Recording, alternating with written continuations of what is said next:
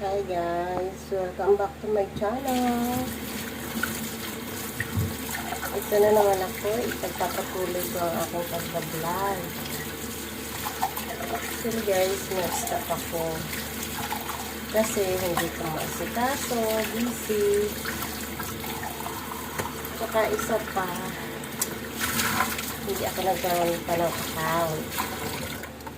So ngayon, sinikap ko guys na magkaroon ng account kasi gusto ko ipagpatuloy ang aking pagbablog para sa aking anak. Ang aking anak ay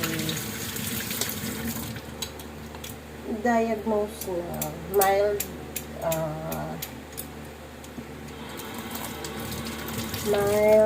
ADHD. Yun guys. Magastos pala yun guys.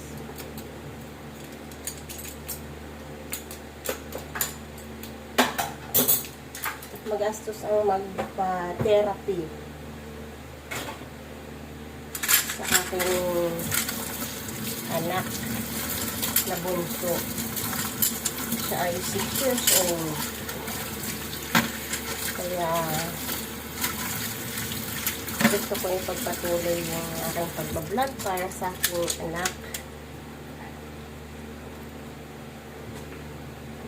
Kahit pa paano, baka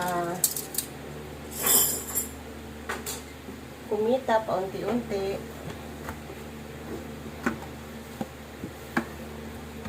Ito ang aking trabaho guys. Ako ay nagtatrabaho bilang isang housekeeping dito guys sa may, ito lang sa Pinas guys,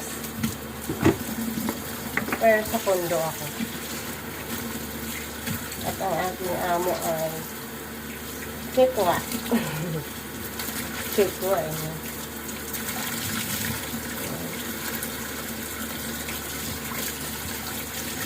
at ako ay nagpapasalamat sa tumulong sa akin na i-activate yung account sa aking channel.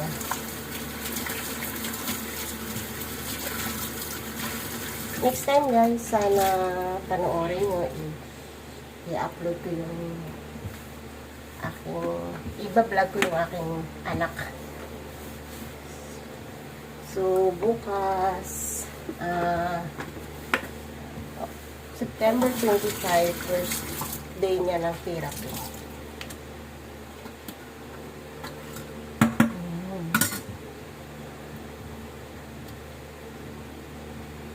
Sana guys, supportahan niyo po ang ating channel para sa aking anak sa pagpapatherapy ko sa kanya.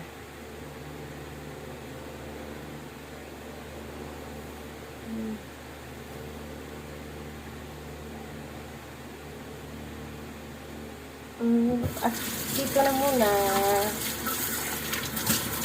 Hanggang dito na lang muna mga guys.